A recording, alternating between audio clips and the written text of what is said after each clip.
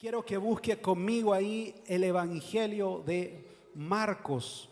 Marcos capítulo 10, versículo 17.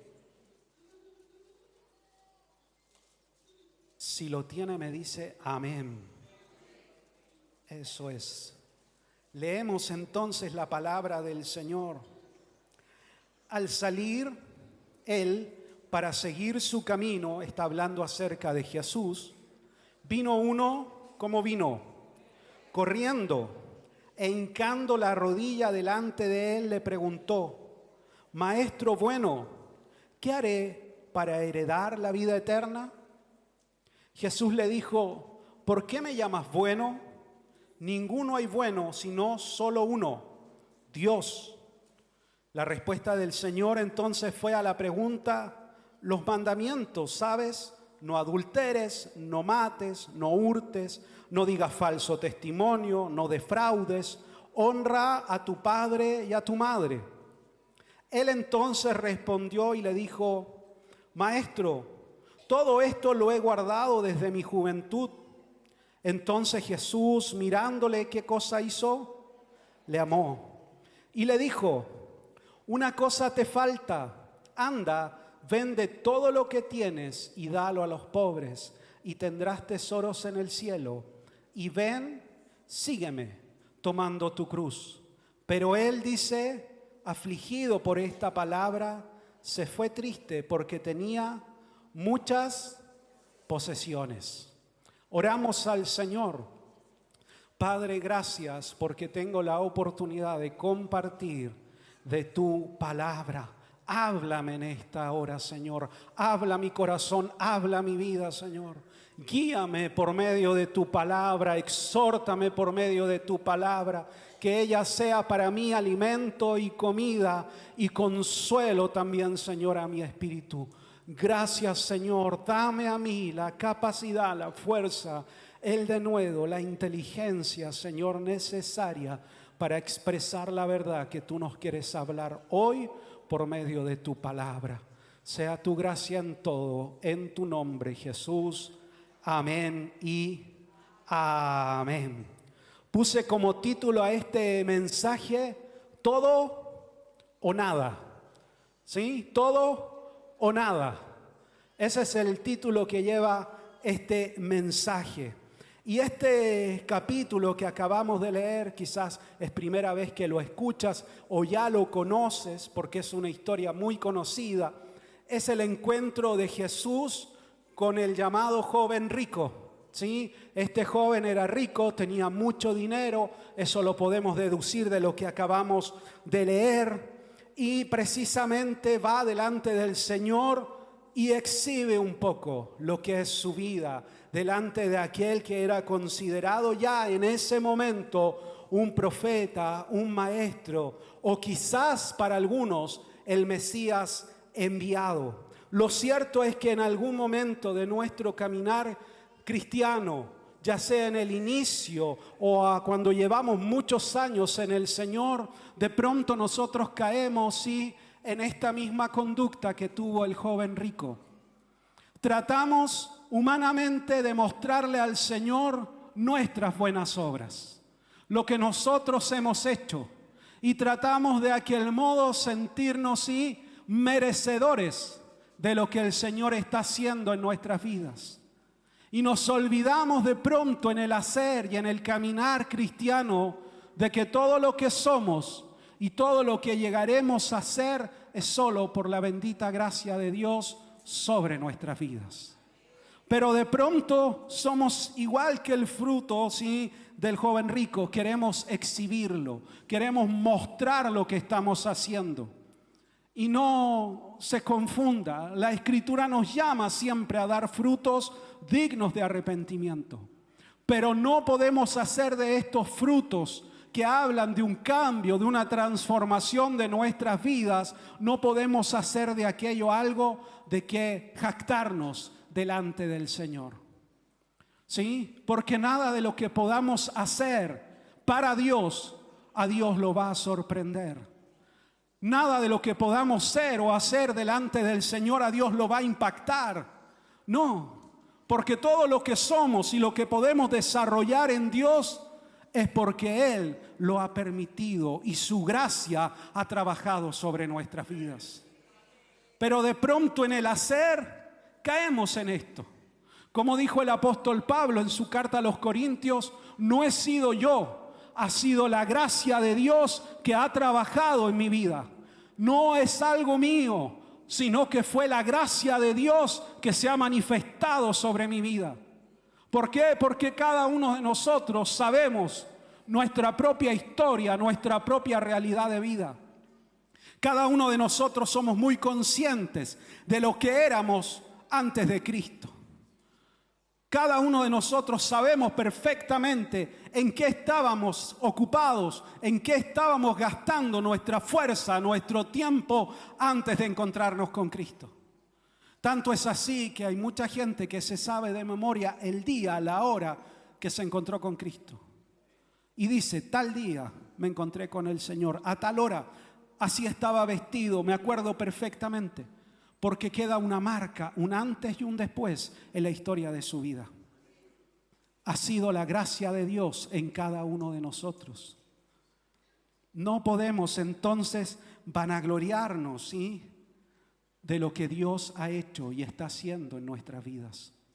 Pero a pesar de aquello, dice que el Señor, cuando el joven se va frustrado, lo amó. A pesar de que a veces nosotros sí intentamos negociar con el Señor, muñequear con Dios, mira lo que he hecho, mira lo que soy, y caemos en esas conductas de pronto incluso un poco infantiles. A pesar de eso, el amor de Dios está sobre nuestras vidas. ¿Por qué? Porque el Señor está trabajando sobre nosotros. Dios está trabajando en mi vida. Dios está trabajando en mi corazón, en mi carácter, en lo que yo soy. El Señor no se ha cansado de mí, sino que sigue trabajando y su gracia sigue obrando a favor de mi vida. Ahora, a mí este pasaje, cuando lo leí, siendo ya hace muchos años atrás, muy joven, lo he dicho otras veces, cuando el Señor a mí me llamó al ministerio, yo empecé a leer cómo el Señor llamaba a los hombres de Dios, porque quería entender lo que a mí me estaba pasando, lo que yo estaba sintiendo. Y dentro de eso empecé a leer cómo el Señor llamó a sus apóstoles, busqué si había una forma especial, distintiva, y me encontré con esta historia. Y me costó mucho tiempo entenderla, lograr comprender este diálogo que se da. Y a veces, para entender algo, tenemos que regresar un poco más atrás. Y en especial cuando estamos leyendo el Evangelio de Marcos. Siempre Marcos une historias, desenlaces, pero que tienen que ver con historias previas.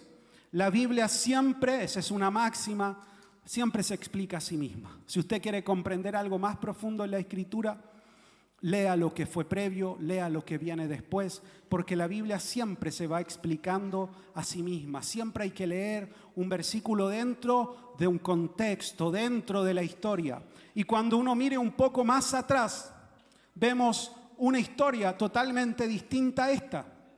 ¿Cuál es esa historia? Yo la voy a leer. Dice el 13, Marcos 10:13, y le presentaban niños para que los tocase. Y los discípulos reprendían a los que los presentaban. Viéndolo Jesús se indignó y les dijo: dejad a los niños venir a mí y no se los impidáis, porque de tales es el reino de Dios. De cierto os digo que el que no reciba el reino de Dios como un niño, no entrará en él. Y tomándolos en los brazos, poniéndole las manos sobre ellos, los bendecía. Y al salir para seguir su camino, es que entra la historia del joven rico. Marcos acá quiere hacer un contraste, ¿sí?, muy marcado, muy pronunciado. ¿Por qué? Porque nos muestra esta verdad, que para entrar en el reino de los cielos no tengo que exhibir buenas obras. Lo que tengo que hacer es creer en Jesús como cree un niño en la promesa que uno le hace. Ese es el contraste que quiere hacer el evangelista Marcos. Quiere mostrarnos que para entrar en el reino, mi corazón tiene que ser como el de un niño. No en inmadurez, ¿Sí? No se confunda. No en inmadurez. No, necesitamos cristianos maduros, seguros de lo que son en Cristo, sino en la inocencia con la que creo en el Señor. ¿Usted le ha prometido algo a un niño? Yo le he prometido algo a un niño y el niño cree, ¿sí? Cree a ciegas. Usted le dice, mira, la próxima semana yo te voy a llevar a visitar la luna. El niño no se lo va a cuestionar, le va a llegar contando al papá, a la mamá, que el tío le dijo que la próxima semana iban a ir a visitar la luna. Porque no entiende lo que es la mentira. No comprende, ¿sí?, lo que es una promesa falsa. No, él cree. Así que nunca le prometa algo a un niño y no lo cumpla. Porque lo va a seguir todos los días que lo vea, le va a preguntar. Si promete algo a un niño, cúmplale. ¿Sí? Porque ellos creen, no diferencian, no entienden lo que es la mentira, no lo logran entender. Solo creen. Por eso el Señor nos dice que debemos de ser como niños para entrar en el reino de los cielos. Es decir, creer completamente en Jesús, sin reservas, sin plan B, ¿sí? Sin un plan alternativo, sin algo que quizás esta parte de mi vida no se la voy a dar del todo al Señor le entrego tal parte de mi vida, esta otra área no, porque se puede confundir, yo me puedo confundir en lo que el Señor quiere hacer. No, es todo o nada. Con el Señor no hay términos medios. Por eso, cuando el Señor estaba y enseñaba en su ministerio terrenal, muchos dejaron de juntarse con Él. Ya no lo querían seguir, porque para el Señor era todo o nada. No había un término medio. No se podía ser medio creyente, medio discípulo. No, había que entregarse por completo al reino de los cielos. Esto parece algo muy sencillo, muy básico, pero en la vida diaria y en el hacer es tremendamente complejo. Entregar mi voluntad, mi vida por completo al Señor. Parece algo muy sencillo, de discipulado básico de una iglesia, pero en la práctica cuesta, duele, no es fácil. ¿Por qué? Porque se manifiesta mi humanidad. Mis propios deseos, mis propios anhelos, mis reclamos frente al Señor, frente a lo que estoy viviendo, a lo que estoy enfrentando. Nos cuesta, oramos al Señor, entregamos un problema al Señor, pero al poquito rato nos volvemos a poner la mochila. Nos cuesta en la humanidad, pero ahí está el llamado, ser como niños, creer completamente al Señor, entregar todo el control de mi vida a Dios. Hay una historia en el Antiguo Testamento, es el llamamiento del profeta Eliseo. Eliseo estaba arando, dice, el campo, y pasa el profeta Elías y le arroja el manto, ¿sí? Proféticamente. Eso significa que ahora la gracia, el don de Dios iba a reposar sobre la vida del profeta Eliseo. Elías iba a ser llevado por el Señor. Su ministerio terrenal llegaba a una conclusión. Entonces Eliseo era un hombre no de pocos recursos, porque tenía bueyes. Tener un buey es algo de dinero, ¿sí? Y dice que estaba arando el campo. Y cuando recibe ese llamado profético, lo que hace Eliseo es matar a los bueyes y quemar el arado. Es decir, sacrificó lo que era su forma de sostenerse económicamente en esta vida. Sacrificó todo para que nada lo atara al llamado que Dios estaba requiriendo de él. Quemó el arado, mató los bueyes, es decir, de ahora en adelante yo voy a vivir solo por y para Dios, sin vuelta atrás, sin plan B. Yo voy a creer en lo que el Señor me está llamando a hacer con todo mi corazón. ¿Está conmigo? Amén. sígame, no me deje, no se me pierda. El joven rico entonces intentó creer, pero sin entregar todo, segunda verdad. Probablemente se enteró que Jesús estaba pasando por la ciudad, estaba llegando, y quizás en su corazón estaba en una búsqueda genuina de Dios. Pero encontrarnos con Dios significa dar todo a Dios. Muchos sí llegan genuinamente al Señor buscando a Dios. Cuando entran a las iglesias, llegan de verdad necesitados del Señor y comienzan un caminar con Dios. Pero cuando comienzan a escuchar las demandas del Señor, cuando comienzan a escuchar la verdad de la palabra, cuando comienzan a escuchar que hay que arrepentirse, que hay que cambiar hábitos, que hay que cambiar conductas, que hay que dejar cosas de lado, que hay que perdonar al que nos ha ofendido, que hay que creer a Dios en medio de la dificultad, que hay que estar gozosos aún en medio de la prueba. Cuando comienza la palabra a confrontar, comienzan a retroceder, porque no están dispuestos a darlo todo, ni a creer como un niño en el Señor.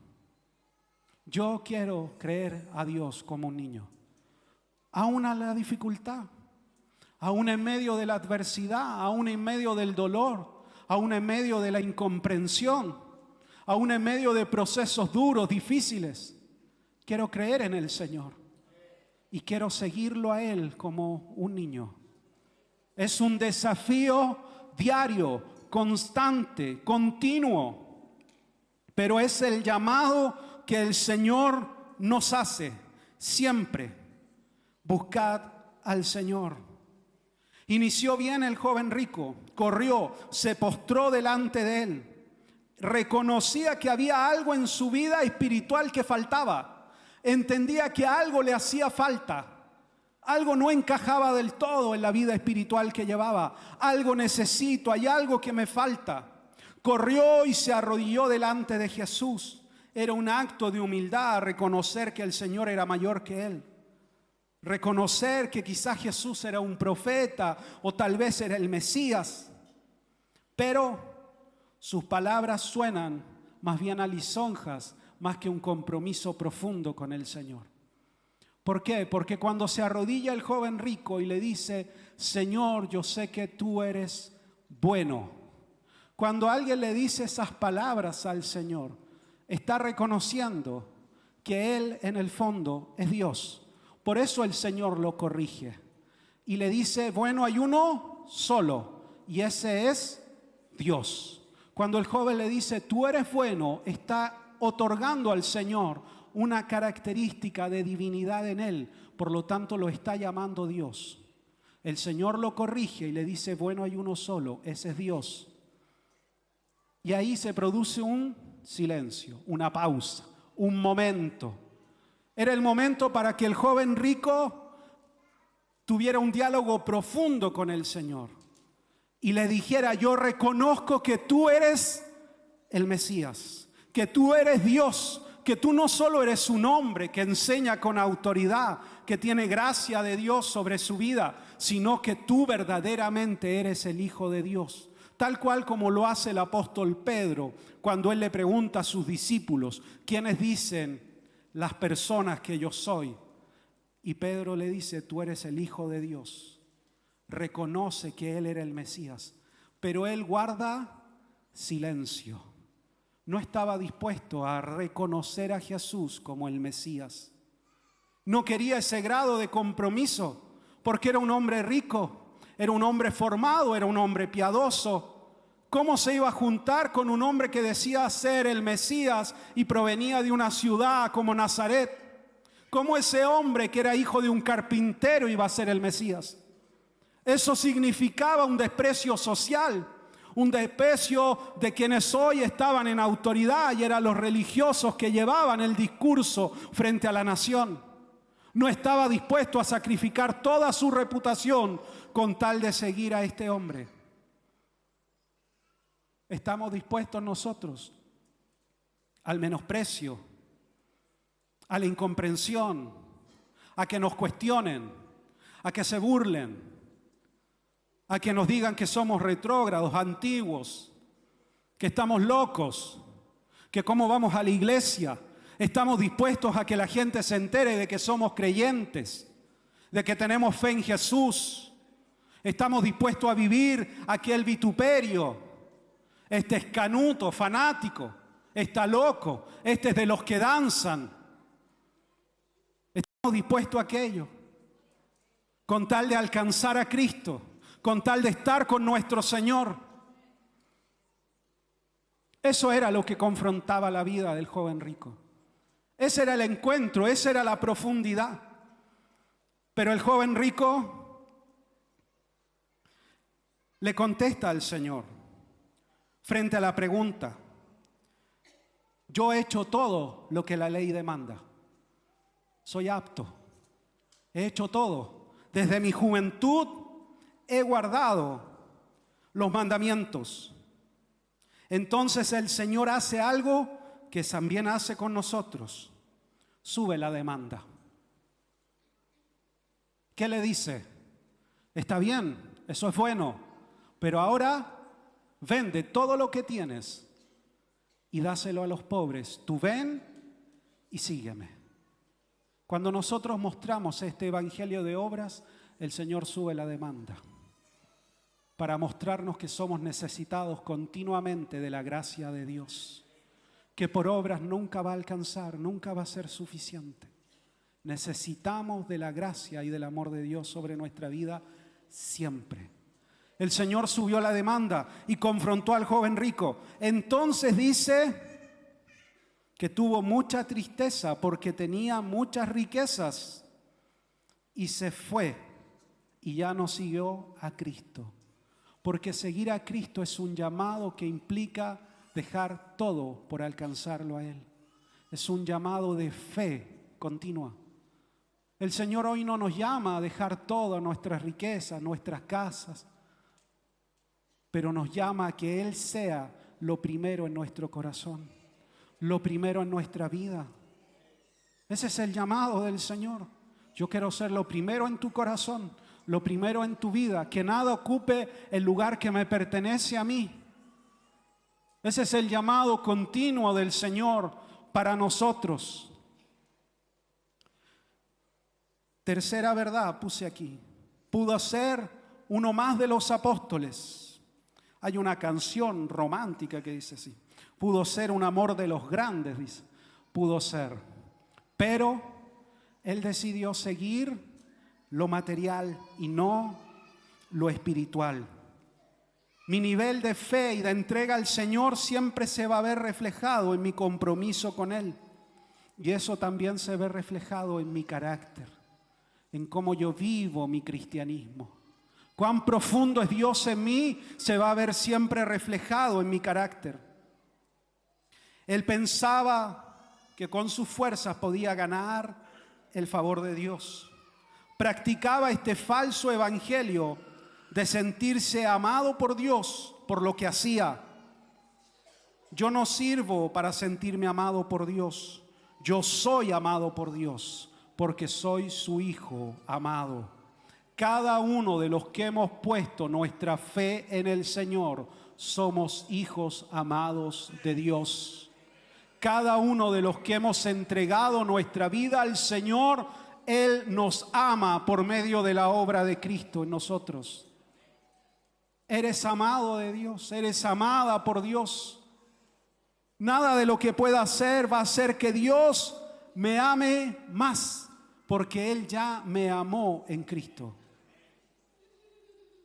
Practicar este falso evangelio nos agota, nos cansa, nos frustra, porque intentamos confiar en nuestra propia justicia y no en el amor de Dios para nuestras vidas. No puedo impresionar a Dios con lo que hago. No puedo impresionar a Dios con mis fuerzas. Dios me conoce tal cual yo soy y aún así me ama por medio de la obra de Cristo. A veces uno tiene temor de mostrarse tal cual es, porque la gente puede sí ver de uno no solo el lado bueno, el lado agradable, Frente al Señor yo me puedo mostrar tal cual soy, porque Él me ama por medio de lo que Cristo hizo en la cruz del Calvario. No significa que no he de cambiar, no. La palabra siempre me llama a ser transformado. Sí, siempre me desafía a cambiar. Pero Cristo ya me ama. Yo soy su hijo amado. Este es el clímax del pasaje, donde el Señor confronta al joven rico y le exige en el fondo o todo o nada, o cambia todo lo que es con tal de alcanzar a Cristo. No podemos tener ídolos en nuestro corazón que desafíen nuestra lealtad al Señor. El joven rico, como dije, pudo llegar a ser como el apóstol Pedro, como un Jacobo, como un Juan. Pudo haber sido un hombre que hasta el día de hoy su nombre sea predicado en las diferentes iglesias, pero solo quedó como un candidato, como un aspirante a ser alguien que quizás siguiera al Señor. Tenemos que estar dispuestos entonces a dar todo por la causa de Cristo, a entregar nuestra vida completa al Señor y no entristecernos por lo que hemos dejado cuando llegamos a Cristo. No puede en nosotros causar amargura, tristeza, porque decimos de pronto, yo antes de Cristo tal cosa era, tal cosa tenía.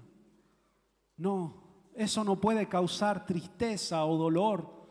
Al contrario, todo lo que he perdido no tiene mayor importancia porque he encontrado lo mayor.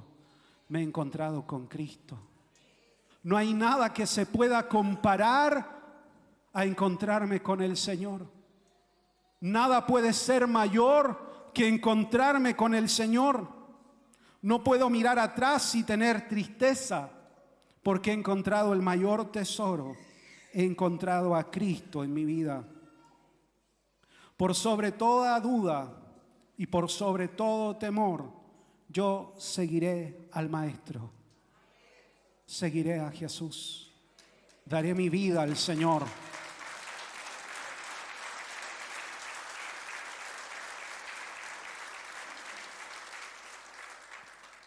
La pregunta es, ¿qué decisión vamos a tomar este año? ¿Qué vamos a hacer este tiempo? ¿Vamos a vivir a medias con el Señor? ¿O vamos a entregar todo a Dios? ¿Qué es lo que estamos dispuestos a dar por el Señor? ¿Qué es lo que nos está reteniendo de avanzar en nuestra vida espiritual? ¿Qué área de mi vida no he entregado al Señor? ¿Hasta dónde estoy dispuesto a comprometerme con Dios, con su obra? ¿Estoy dispuesto a dar todo por servir a Dios, por alcanzarlo a Él, por estar cerca del Señor? ¿O hay algo que aún me retengo? ¿Hay algo que aún me retiene? ¿Cómo va a ser mi compromiso con el Señor? Porque el Señor y su demanda es todo o nada. A veces quisiéramos que no fuera así, que fuera algo más superficial. A veces quisiéramos que no exigiera tanto, que no demandara tanto el Evangelio. Pero ese es otro Evangelio, no el Evangelio de Cristo. El Evangelio de Cristo nos demanda toda nuestra vida, por completo. Y si seguimos lo que Él nos demanda, vamos a cosechar en Él bendición espiritual. Vamos a ver la mano del Señor sobre nuestra vida. Lo que el Señor nos pide es para nuestro bien. Lo que Él demanda es lo que a nosotros nos va a hacer bien. Y es lo que cada uno de nosotros necesitamos. ¿Qué hará este año? ¿Cuál será la decisión que va a tomar? ¿Con todo con el Señor? ¿O lo estoy pensando? ¿Lo estoy analizando? Está muy serio, se me puso muy serio. Está pesado el pastor hoy día. Yo venía por una palabra de avivamiento y me está llevando a otra reflexión. Es necesario reflexionar en el Señor, porque a veces hay áreas de nuestra vida que no la hemos rendido por completo a Dios, y después estamos envueltos en situaciones que el Señor nunca quiso que pudiéramos vivir, experimentar. Puede ponerse de pie.